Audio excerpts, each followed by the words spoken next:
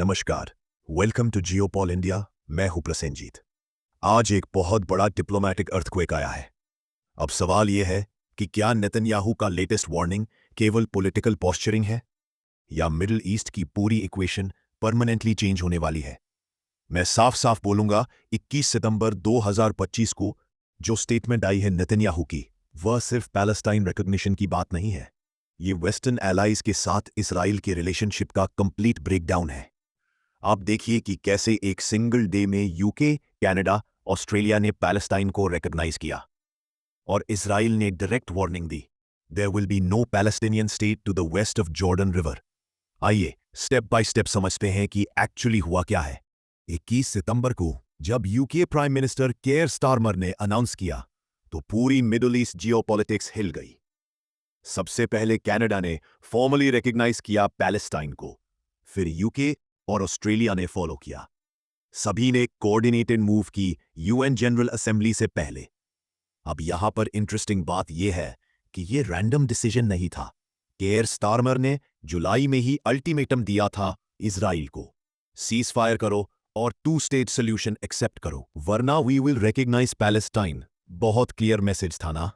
अब आप पूछेंगे कि इतनी कोऑर्डिनेटेड मूव क्यों, तो मैं आपको बताता हूं एक shocking fact. French president Emmanuel Macron जुलाई से ही इस कोalition को बिल्ड कर रहे थे। अब तक 142 कंट्रीज न्यूयॉर्क डिक्लेरेशन को सपोर्ट कर चुके हैं। मतलब क्या हुआ?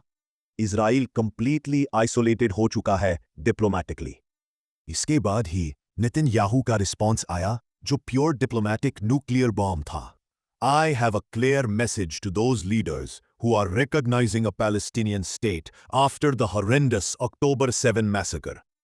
You are rewarding terror with an enormous prize. And I have another message for you. It's not going to happen. There will be no Palestinian state to the west of the Jordan River. आप सोच रहे होंगे, Netanyahu इतना aggressive क्यों है?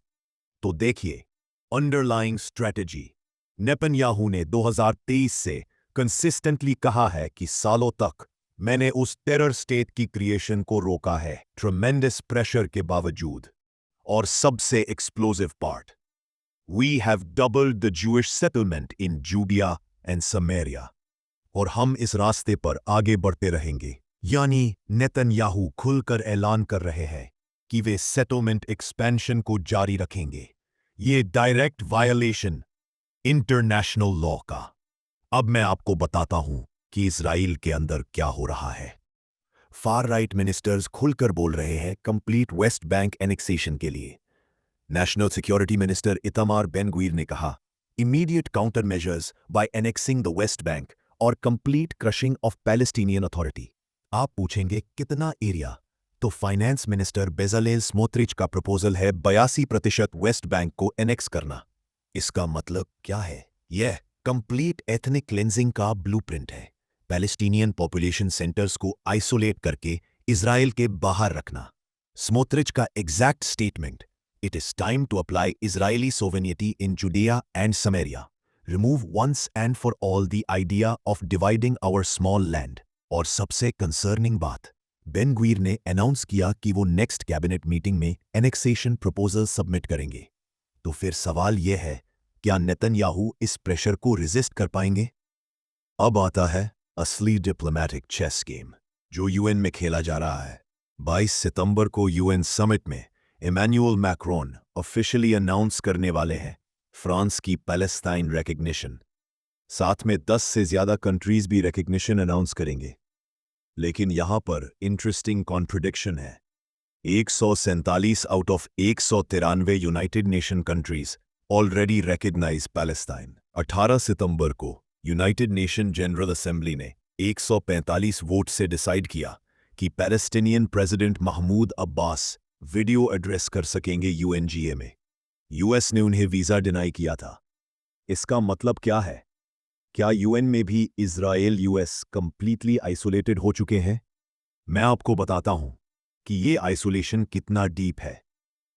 UAE और Saudi Arabia ने clear warning दी है, West Bank annexation is a red line, Abraham accords roll back हो जाएंगे।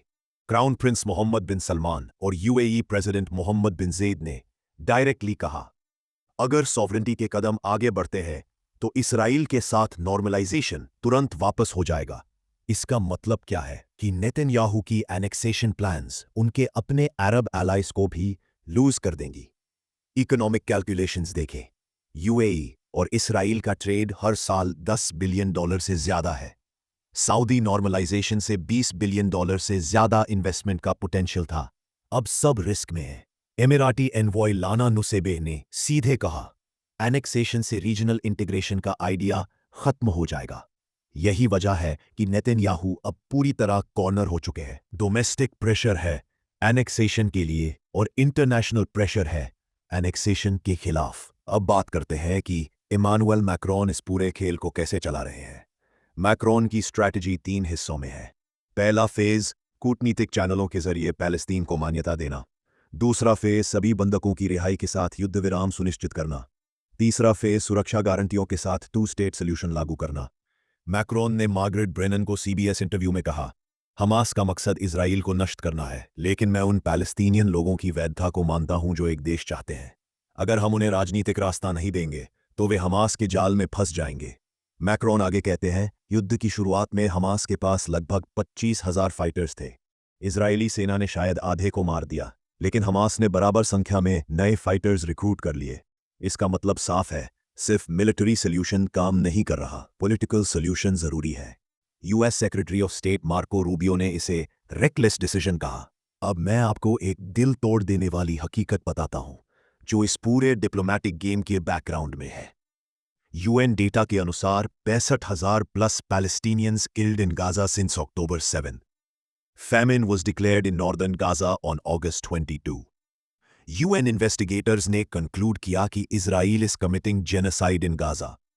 इजराइल ने स्ट्रांगली रिजेक्ट किया ये एलिगेशन। हमास के October 7 अटैक में अप्रॉक्सिमेटली 1200 इजराइलीज मारे गए और 250 हॉस्टेजेस लिए गए।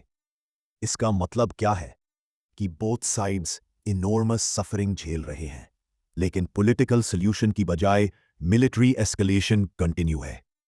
मैं साफ साफ बोलूंगा, नेतन्याहू का no Palestinian state declaration calculated desperation है, लेकिन ग्राउंड रियलिटीज उनके अगेंस्ट जा रही है।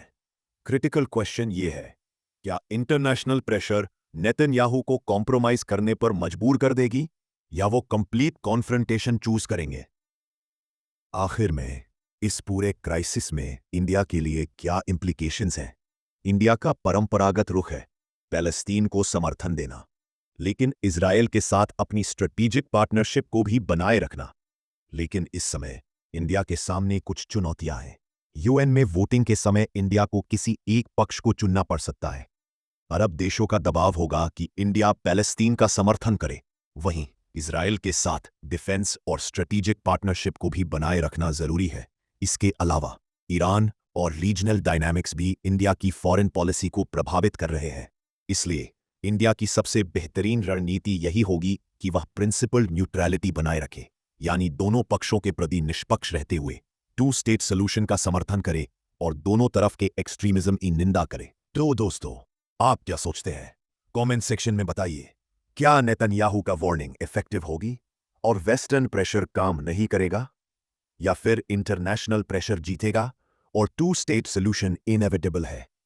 क्या मिडिल ईस्ट एक बड़े रीजनल वॉर की तरफ बढ़ रहा है जहां डिप्लोमैटिक सोल्यूशन ऑलमोस्ट इम्पॉसिबल है, या फिर इकोनॉमिक प्रेशर डिसाइसिव होगा और बीडीएस मूवमेंट सक्सेस करेगी? और हाँ, जियोपॉल इंडिया को सब्सक्राइब करना मत भूलिए, शार्प एनालिसिस और अनबायस्ड कवरेज के लिए, क्योंकि मिडिल ईस्ट की हर हेडलाइन के पीछे है सेंचुरीज ओल्ड कॉन्फ्लिक्ट्स और हमें सब कुछ समझना है कंप्लीट कॉन्टेक्स्ट के साथ।